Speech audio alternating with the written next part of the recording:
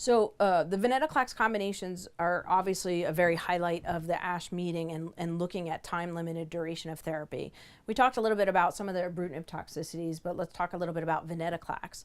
One of the issues with Venetoclax is that it goes through what they call a dose ramp-up phase.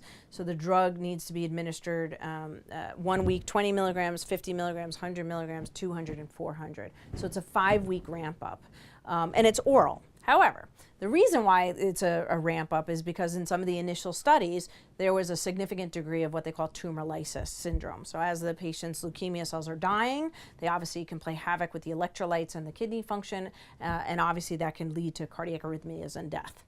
And so with when they re-amended those initial studies looking at lowering the doses and doing this much more safely, this sort of eliminated that as a possibility.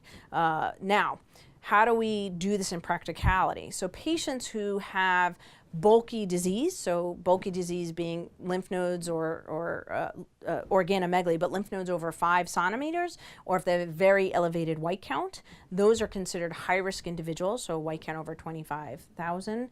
Those individuals would actually have to be admitted to monitor for this tumor lysis. It's not that it's difficult to do, but it's time consuming. And so patients with a greater degree of bulk have to be admitted to the hospital just to hydrate them and to monitor them, to give them allopurinol or respiricase, to give them IV hydration and Lasix.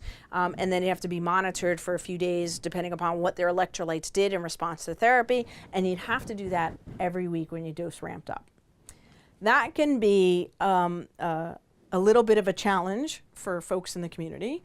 And also because they're getting admitted to the hospital and, insurance companies and things like that. So that could be costly as well. So there have been several strategies that are not new and have been presented at this meeting and at other meetings looking at initiating. So if you do a combination like Venetoclax and Rituximab, there was Venetoclax obinutuzumab, presentations on ibrutinib and Venetoclax.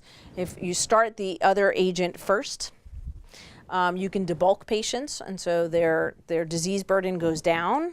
This really mitigates for profound tumor lysis, so that if then Venetoclax is started later, this can be done as an outpatient.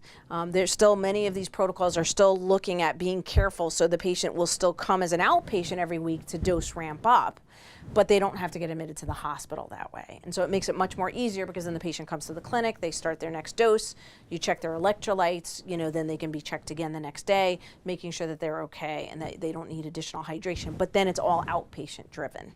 So I think there are ways to do this. Once they get through that 5-week ramp up, you're good. And then it becomes, you don't have to, the tumor lysis actually, you don't have to worry about tumor lysis subsequent to that.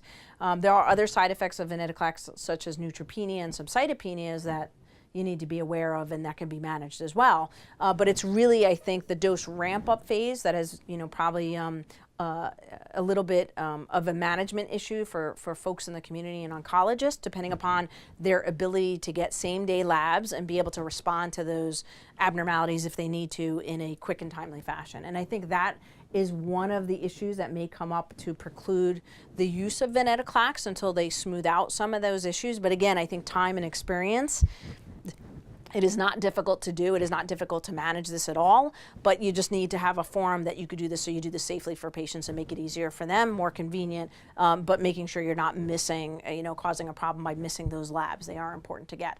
But there are ways by using other therapies in combination with Venetoclax that you can it's very easy then to do the rest as an outpatient.